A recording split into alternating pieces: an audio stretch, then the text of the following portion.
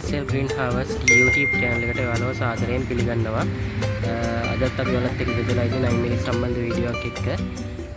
අද මම ඔයාලට කියලා දෙන්න හදන්නේ නයිමිරිස් වගාවට වැළඳෙන එක් රෝගයක් සම්බන්ධව. මේ රෝගය වැළඳුවාම මුළු වගාවම විනාශ වෙන්නත් ඉඩ තියෙනවා. ඒ තමයි මේ ශාක වලට වැළඳෙන පත්‍ර මලකඩ රෝගය. මේ රෝගය හැදුනාම ගහේ කොළ වලට තමයි මුලින්ම මේ ලෙඩේ ආපුවම හොඳින් හඳුනා ගන්න පුළුවන් වෙන්නේ. මම ඔයාලට පෙන්නන්නම් මේ රෝගය වැළඳෙන එක් ශාකයක්. මේ තියෙන මගේ වගාවේ රෝගය වැළඳෙන එක් ශාකයක්. ඒ බලන්න මේ කොළේ මෙන්න මේ ශාක පත්‍රයේ තැන් තැන් වල මලකඩ වගේ පැල්ලම් තියෙනවා. මේ පැල්ලම් විතර මේ බලන්න මේ ශාකයේ මේ දළු හරිය මේ කළු පාට වෙලා කනාට වෙලා ගිහිල්ලා තියෙන්නේ. මෙන්න මේ රෝගය හැදුනහම මෙන්න මේ පත්‍ර එතකොට මල් සියල්ලම බිමට වැටෙන මේ ශාකයේ මීට දවස් කිහිපයකට පෙර මල් ගොඩාක් තිබ්බා. දැන් බලන්න ඒ ශාකයේ මල් කිසිම මලක් නැති තරම්. බලන්න ඔක්කොම හැලිලා ගිහිල්ලා ගහත් කනාට වෙලා වගේ තියෙන්නේ. මේ දැන් මේ රෝගේ මේ ගහට විතරක් නෙවෙයි මේ වටේ තියෙන අනිත් ගස් වලටත් බෝ වෙනවා. මේක අපිට මේ රෝගෙට පිළියමක් විදිහට අපිට කරන්න පුළුවන්. දිලීරනාශකයක් භාවිතා කරන මේ රෝගේ වැළඳෙන්නේ දිලීරයක් හින්දාම තමයි. ඒ හින්දා අපිට මේකට දිලීරනාශකයක් භාවිතා කරන්න පුළුවන්. අපිට මේ වෙනුවෙන් භාවිතා කරන්න පුළුවන් ඩැකොනින් කියලා දිලීරනාශකයක් තියෙනවා. ඒක භාවිතා කරන්න පුළුවන්. ඊට අමතරව මැන්කොසෙප් කියලා දිලීරනාශකයක් තියෙනවා. ඒකත් භාවිතා කරන්න පුළුවන්. මේ වගේ මගේ රෝගය වැළඳෙන ශාක කීපයක් තියෙනවා. මීට පෙරත් මගේ වගාවට මේ රෝගය වැළඳුණා. මම සාර්ථකව ඒ රෝගයෙන් ඒ පැල ටික බේරගත්තා. සමහර මෙහෙම හැමෝටම ඒක කරගන්න පුළුවන් වේද මට කියන්න අමාරුයි.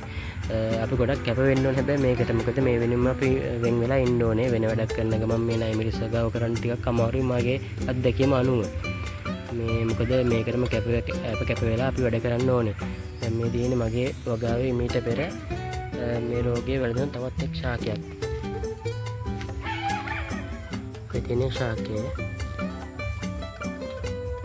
බලන්න මේ ගහේ සියලුම පත්‍ර මල් සේරම බිමට හැලුණා. මේ රෝගය හැදුනට පස්සේ දැන් මම අර විදිහට ඩැකනිල් මැන්කොසෙප් මාරුවට භාවිතා කරලා දැන් මේ ශාකයේ ලෙඩෙන් මම බේරගෙන තියෙන්නේ. දැන් මේ දළු ඉන්න ගමන් තියෙන්නේ අලුත් දළු වෙන ගමන් තියෙන ශාකයේ. ඔයාලට ඒ වගේ මේ ඩැකොනිල් මැන්කොසෙප් වගේ දිලීරනාශක භාවිතා කරලා මේ ලෙඩේ මගහරව ගන්න පුළුවන්. එක දෙයක් කියන්න ඕනේ මේ ලෙඩේ හැදුනට පස්සේ ගහ කනාට වෙලා ගියාට පස්සේ ඔය කට්ටිය ගහ කප්පාදු කරන්න යන්න එපා. මොකද ගහ කප්පාදු කරොත් එහෙම ගහෙන් ආයේ එන දළු වලින් කිසිම මේ සාර්ථක බවක් නැහැ. ශාකයේ කනාට වෙච්ච ශාකයක් තමයි ආයේ හැදෙන්නේ. මොකද මට අත්දැකීමෙන් කියන්න පුළුවන් ඒක මම ඔයාලට ගන්නන්නම් එහෙම වෙච්ච එක ශාකයක් මගේ.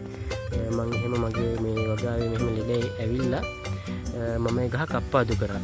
කප්පාදු කරාට පස්සේ ඒ ශාකයේ ඊට පස්සේ ආපු දළු කිසිම සාර්ථකත්වයක් නැහැ. නිකන් අර කොඩ වීමකට භාජනය වෙච්ච ශාකයක් වගේ තමයි තියෙන්නේ.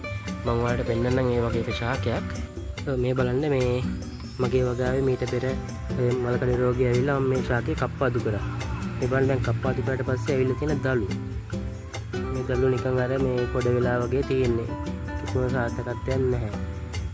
මේ බලන්න කවදාවත් ඒ හින්දා ගහ කප්පාදු කරන්න එපා. පුළුවන් තරම් ගහ තියෙන විදිහටම නඩත්තු කරගන්න බලන්න. මොකද ගහ සමහරට මැරෙන්නත් පුළුවන්. හරියටම 100%ක් හොඳ කරගන්න පුළුවන් කියලා කියන්නේ හැමම. මොකද දිලීරනාශක වලට ඒ දිලීරේ කොහොම ප්‍රතික්‍රියා කරයිද කියලා කියන්න අමාරුයි. සාමාන්‍යයෙන් මැන්කොසෙප් ඩැකනිල් වගේ තමයි ඒකට භාවිතා කරන්නේ. මම භාවිතා කරේ මැන්කොසෙප් ඩැකනිල්. මම සාර්ථකව රෝගය පාලනය කරගත්තා. ඒනට දීර්ඝ කාලයක පාලනය කරන්න බෑ. ආයේ මොකක් හරි හේතුවක් නිසා ආයේ වැළෙන්න පුළුවන්. ඒකින්ද පුළුවන් තරම් පාලනය කරගන්න රෝග දිලීරනාශක භාවිතා කරන්න. ගහ කප්පාදු කරන්න යන්න එපා. පුළුවන් තරම් ගහ තියෙන විදිහටම නඩත්තු කරගන්න බලන්න.